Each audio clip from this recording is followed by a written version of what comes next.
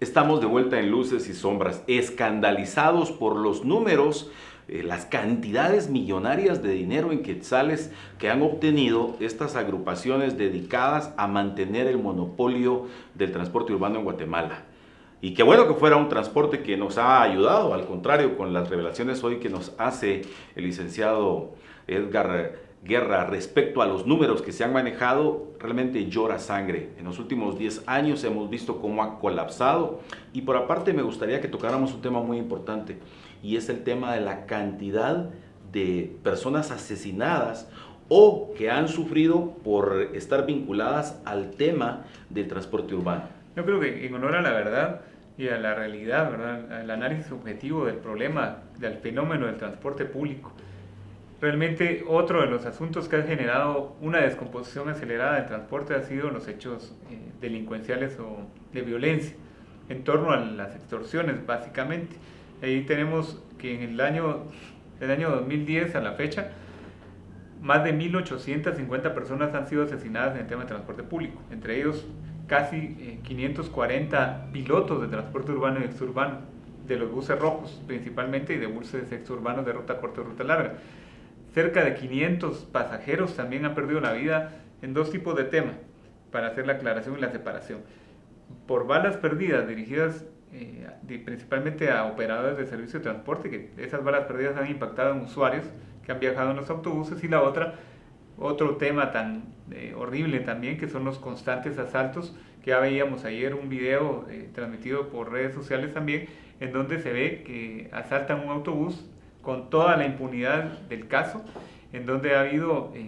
más de 500 usuarios también entre hechos de violencia, balas perdidas y por oponerse a ser asaltados en autobuses de transporte colectivo. Y dentro de ese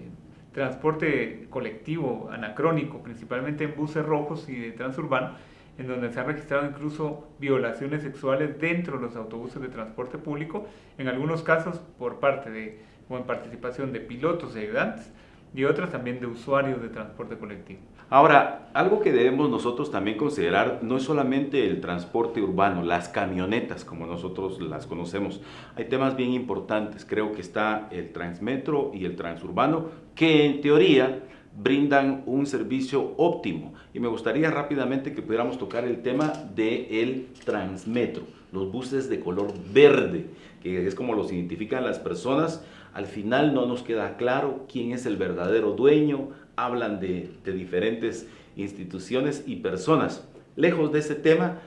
¿qué tanta es la funcionalidad del Transmetro? Yo creo que la percepción de la calidad del servicio de Transmetro, en contraposición a los otros dos sistemas, o tres, porque ahora están metiendo el tema de microbuses también, algunos no autorizados cobrando hasta 5 o más quetzales por el servicio, creo que ha sido positivo, salvo algunos temas. Uno es el hacinamiento que se da en los autobuses de Transmetro, que ha habido ya una falta de capacidad. Yo creo que aquí no se trata solamente de ver el transporte de una manera aislada como tal, como un servicio más, sino la presión que genera la población de algunos municipios, por ejemplo como San Miguel Petapa, como Villanueva, Amatitlán inclusive, que a pesar de la distancia, que tampoco ya no es tanta, o sea, son 28 o 30 kilómetros de Amatitlán,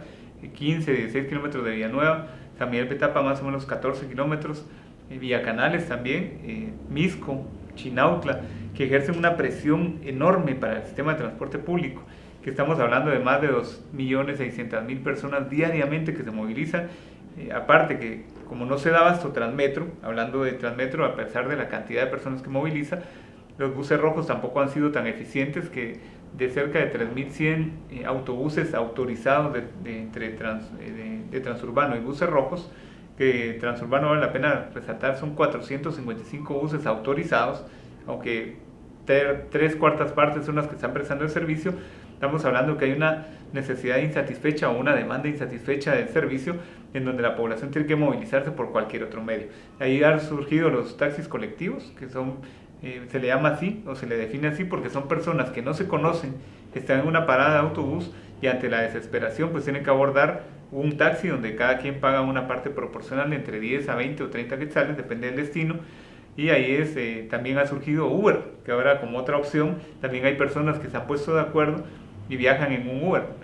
Esto obviamente se ha evidenciado en la descomposición del sistema, en donde no se da abasto. Se ha hablado mucho también en la renovación del parque vehicular, no solamente de buses rojos, que ya son chatarra, de los buses de Transurbano que ya van en vía de convertirse en eso, sino también de Transmetro, que ya hay algunas quejas en donde algunos